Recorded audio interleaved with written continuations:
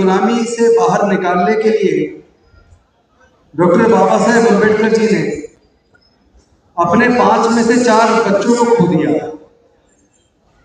अपनी जवान पत्नी माता रमाबाई को खो दिया और अपना पूरा जीवन जलाकर हमारी हजारों साल की गुलामी तोड़ी। लेकिन उसके बाद आप देखेंगे वीरांगना फूलन देवी जी के साथ जिस तरह की जुल्म जाती हुई, दिल दहल जाता है सोचने मात्र से। जिसके ऊपर बीती है उसका सोचिए। हम अगर केवल मन में विचार करें तो भी दिल दहल जाता है। ऐसी विपरीत परिस्थिति में इतनी जिल्लत और इतना अपमान सहने के बाद और जो काम उन्होंने किया वो पूरे समाज को गौरवान्वित करने वाला है, पूरे देश की महिलाओं के सम्मान को बढ़ाने वाला है। यही काम किसी स्वर्ण जाति की महिला ने किया होता तो आज भारत के लोग उसको देवी बना के पूज रहे होते। लेकिन चूंकि वो दलित समाज की, वंचित समाज की बेटी थी, तो उसको स्वर्ण लोगों ने, जातिवादी मानसिकता वाले लोगों ने डाकू का नाम दिया।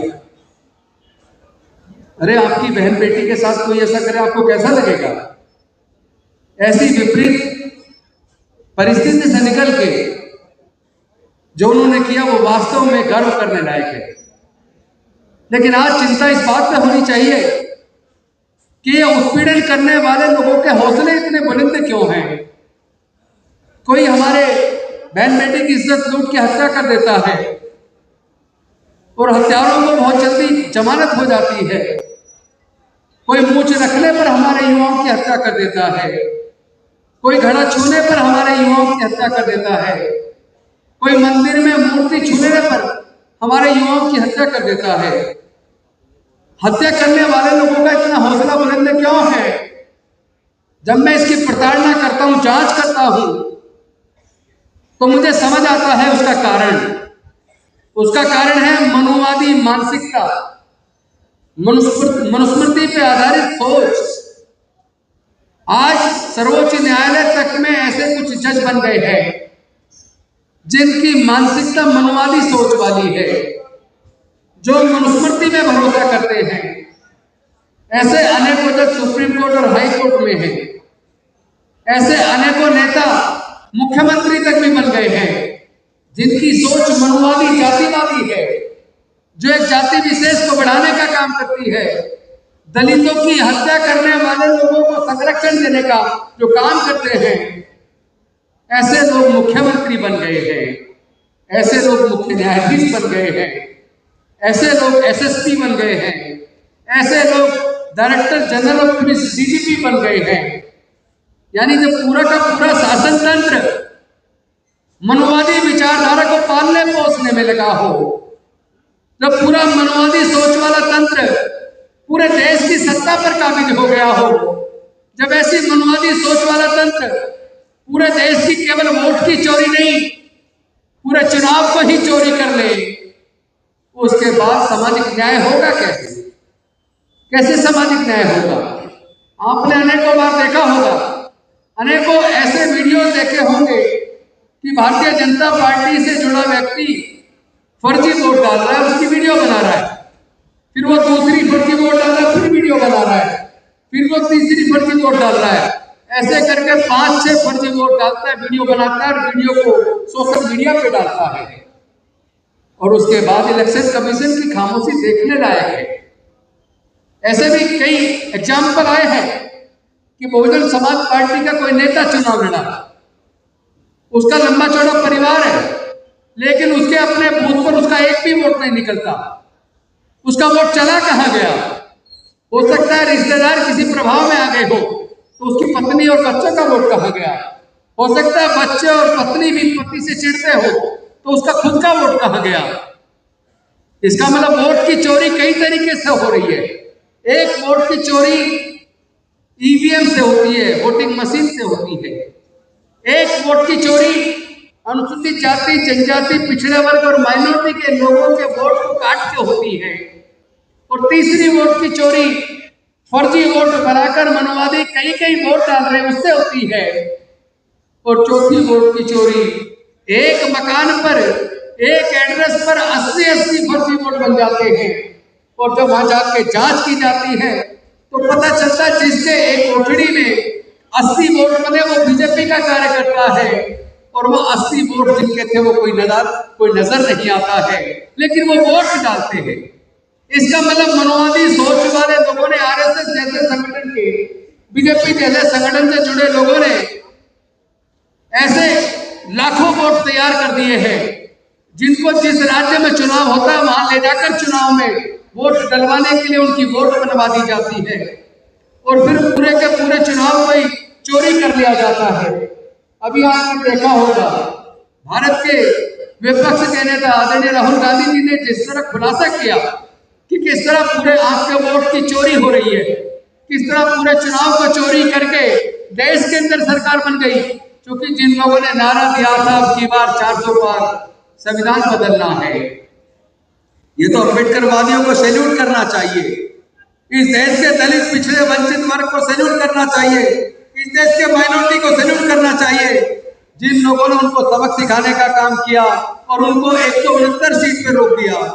अब आप कहेंगे 169 नहीं है, वो तो 240 है। अरे भाई वास्तव में तो 169 ही थे, बाकी तो इलेक्शन कमीशन, सारे डीएम और जो बाकी का उनका शासन तंत्र है उसकी मदद से और ईवीएम की मदद से वो लोग 240 तक पहुंचे हैं, क्योंकि जहां जहां हम देख रहे हैं कि वोट की चोरी खुलेआम हो रही है।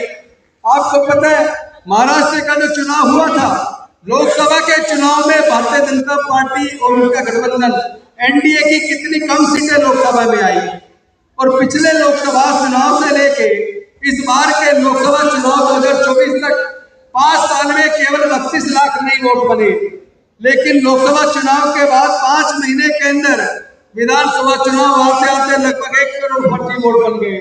वो वोट कहां से आए? 5 साल में 32 लाख और 5 महीने में 1 करोड़ के आसपास वोट। ये वोट की चोरी आखिर कर कौन रहा है और ये वोट की चोरी करवा कौन रहा है? आज आप इसको आपको समझना पड़ेगा। जब भी इस तरह की बात आती है वोट की चोरी की, ईवीएम की, जब खुलासा होता है उस खुलासे के खिलाफ अक्सर आप देखते होंगे भारतीय जनता पार्टी के लोग ये कहते हैं कि आप कोर्ट जाओ। आप कोर्ट क्यों नहीं जाते? तो मैं बताता हूं हम कोर्ट क्यों नहीं जाते, क्योंकि कोर्ट के अंदर भी मनोवादी मानसिकता वाले जजों की संख्या बढ़ गई है। कई एग्जाम्पल आपने देखे होंगे, आपने राजस्थान का भवरी देवी वाला केस देखा होगा, जिसमें भवरी देवी के खिलाफ सामूहिक बलात्कार हुआ और सामूहिक बलात्कार के केस के अंदर जब कोर्ट में केस चला तो बाद में हाई कोर्ट ने मुलजिमों को यह कह के बरी कर दिया कि मुलजिमान स्वर्ण जाति के थे और पीड़िता दलित जाति की अछूत समाज से थी। स्वर्ण जाति का आदमी अछूत समाज की बेटी को छू ही नहीं सकता, इसलिए बलात्कार का सवाल ही पैदा नहीं होता।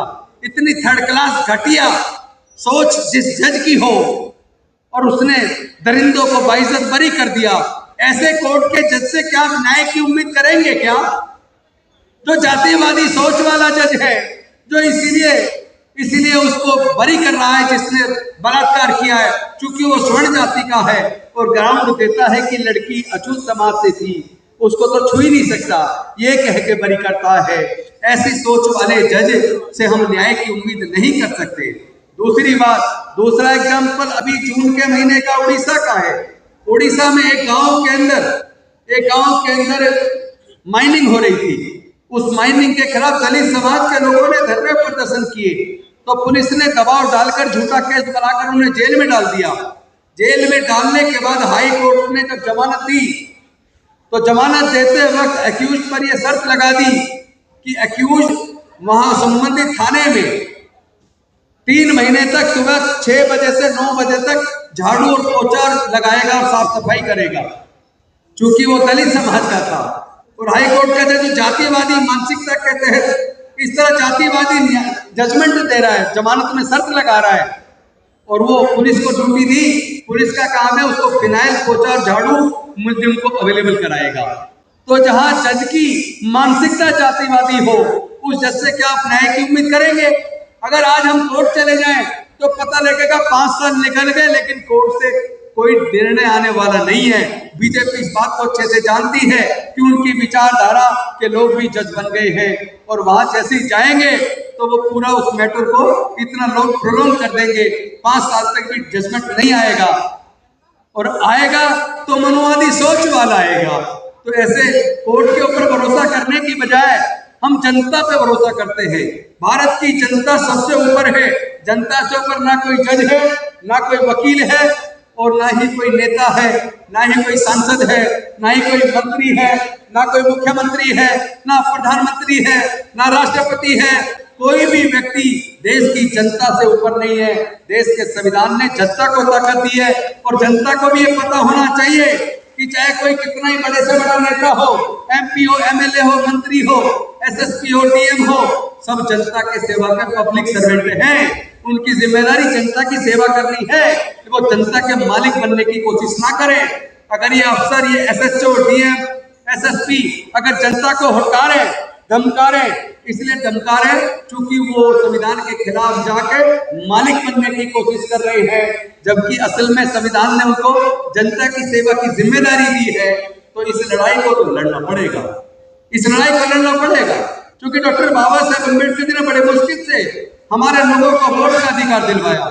जब इस बात पे चर्चा शुरू हुई थी कि वोट का अधिकार किसको मिलना चाहिए, तो ज्यादातर लोग वोट का अधिकार केवल इनकम टैक्स को देने के फेवर में थे, या जो बड़े जमींदार हैं उनको देना चाहते थे, या जो ग्रेजुएट है उनको देना चाहते थे। लेकिन डॉक्टर बाबा साहब अम्बेडकर जी ने सोचा कि मनुस्मृति में हमारे लोगों के पढ़ने पर धार्मिक बंदिश थी, व्यापार करने पर धार्मिक बंदिश थी, संपत्ति रखने पर धार्मिक बंदिश थी। तो मनुस्मृति की वजह से हमारे लोग ना ग्रेजुएट बन पाए, ना वो प्रॉपर्टी के मालिक बन पाए, ना जमींदार बन पाए, ना वो बिजनेसमैन बन पाए, इसीलिए वो लोग इनकम टैक्स पे भी नहीं बन पाए। इसका मतलब हमारे लोगों को वो वोट का अधिकार देना नहीं चाहते थे।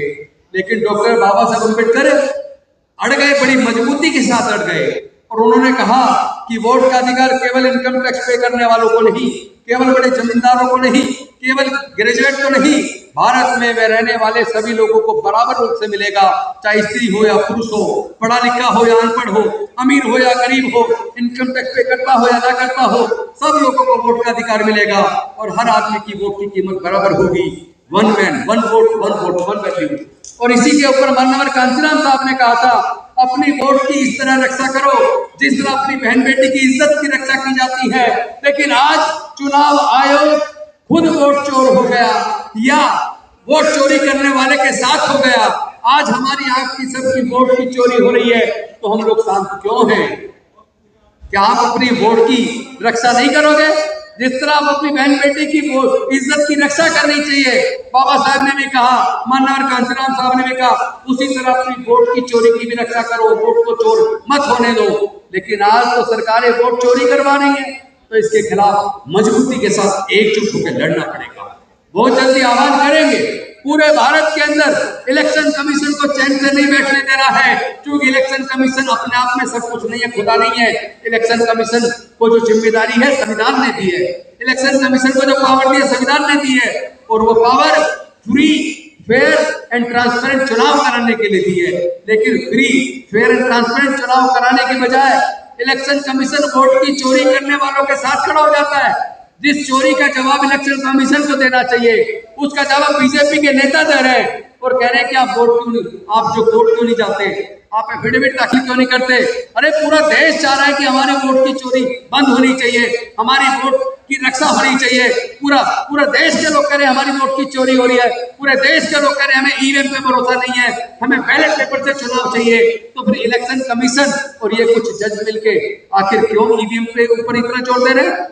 क्यों वो बैलेट पेपर वापस लाने के लिए तैयार नहीं है? अरे ये वोटर की मर्जी है, वो किस चीज तरीके से वोट दे। सरकार जनता को चुननी है, क्योंकि संविधान ने जनता को वोट का अधिकार दिया। अगर हमें डाउट है, हमें भरोसा नहीं है ईवीएम मशीन के ऊपर, हम चाहते हैं कि बैलेट पेपर से चुनाव हो, तो मैं पूछना चाहता हूँ इलेक्शन कमीशन क्यों इतनी जिद पैदा है, सुप्रीम कोर्ट क्यों इतनी जिद पैदा है? जब बड़े बड़े देश जो विकसित देश है, अमेरिका जैसे देश, फ्रांस, जर्मनी और इंग्लैंड जैसे देश, जब वो अपने यहाँ ईवीएम से चुनाव पे भरोसा नहीं करते, जापान ईवीएम पे भरोसा नहीं करता, जब वो लोग बैलेट पेपर पे भरोसा करते हैं, बैलेट पेपर से चुनाव कराते हैं, और भारत के भी भारत के भी 90% लोग चाहते हैं बैलेट से चुनाव हो, ईवीएम से ना हो। तो आखिर फिर कौन सी मजबूरी है? क्यों इलेक्शन कमीशन, क्यों सारे जजेस ईवीएम के ऊपर जोर दे रहे हैं? क्यों जनता की भावनाओं की कदर नहीं की जा रही है? क्यों जनता की भावनाओं को इग्नोर किया जा रहा है? इसलिए ये लड़ाई हमारे आने वाले बच्चों के भविष्य की है। क्या आप अपने बच्चों को फिर से गुलाम देखना चाहते हैं? अगर आप गुलाम नहीं देखना चाहते तो इस लड़ाई को लड़ना पड़ेगा। कई तरह के हमले हमारी आजादी पे हो रहे हैं, कई तरह के हमले हमारे अधिकारों पे हो रहे हैं। केवल हमारी वोट की चोरी नहीं हो रही, बड़ी मुश्किल से पढ़ने का मौका मिला था, लेकिन उन्होंने लगभग पिछले 15 से 20 सालों में लगभग 2 लाख सरकारी स्कूल बंद कर दिए। मैं पूछना चाहता हूँ, क्या देश में जनता कम हो गई है? क्या देश की जनसंख्या कम हो गई है? जनसंख्या बढ़ रही है। स्कूल और ज्यादा खुलने चाहिए थे, लेकिन सरकारों ने स्कूलों को मर्जर के नाम पे बंद कर दिया है। प्राइवेट स्कूल खुलते जा रहे हैं, सरकारी बंद हो रहे हैं। प्राइवेट में पढ़ाई का खर्चा इतना महंगा है कि 99% SC ST OBC के बच्चे, माइनॉरिटी के बच्चे, वो प्राइवेट पब्लिक स्कूलों का खर्चा नहीं उठा सकते। और स्कूल को छोड़िए, अगर कॉलेज की बात करें तो 5 साल का NLU से लोग एक डिग्री करने के लिए कम से कम 25 लाख रुपया चाहिए। सरकारी इंजीनियरिंग कॉलेज से 4 साल की डिग्री करने के लिए कम से कम 15 से 20 लाख चाहिए। मैनेजमेंट की डिग्री IIM से करने के लिए कम से कम 30 लाख रुपया चाहिए। SC ST OBC माइनॉरिटी के लोग तो 98 से 99% ऐसे हैं जिनके पूरे परिवार की इनकम को अगर जोड़ दें तो पूरे परिवार की इनकम 5,000 रुपए से 20,000 रुपए महीने के बीच है।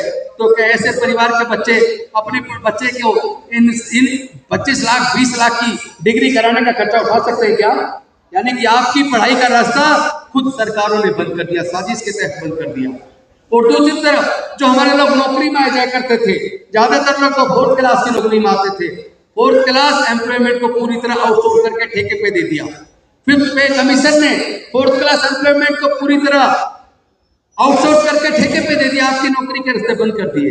लेटरल एंट्री भी ले आए अब, और जितने PSU थे सारे PSU भेज दिए, एयर इंडिया भेज दिया, बंदरगाह भेज दिए, एयरपोर्ट भेज दिए, ITDC के होटल भेज दिए, बैंक भेज दिए, इंश्योरेंस कंपनी भेज दी, पेट्रोलियम कंपनी भेज दी, गैस कंपनियां भेज दी, आधे से ज्यादा रेलवे भेज दिया।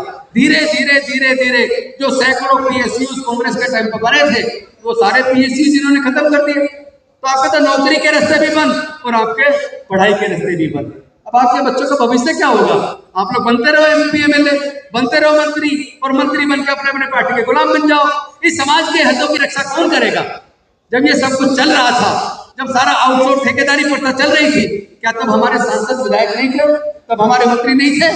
लेकिन तब तो वो गुलाम होकर मुंह को बंद करके संसद के अंदर बैठ गए। उस वक्त अगर वो संसद में आवाज उठाए होते, उस वक्त अगर वो विधानसभाओं में लड़े होते, तो हमारे बच्चों का ये भविष्य बर्बाद ना होता। फिर से गुलामी हमारे बच्चों की तरफ तेजी से बढ़ रही है। लेकिन इसके साथ साथ अब वोट की चोरी, चुनाव की चोरी, इस लड़ाई को हमें लड़ना पड़ेगा। और हम बहुत जल्दी बोल देने वाले इन तमाम मुद्दों पर एक लंबे टर्म की एक पॉलिसी बनाकर पूरे देश में एक जन आंदोलन बनाना पड़ेगा। ये जन आंदोलन केवल संविधान की रक्षा के लिए नहीं होगा, ये जन आंदोलन केवल आपकी वोट की रक्षा के लिए नहीं होगा, ये जन आंदोलन आपके बच्चों को दोबारा से गुलाम बनने से रोकने के लिए भी होगा। हम लड़ेंगे, हम जीतेंगे।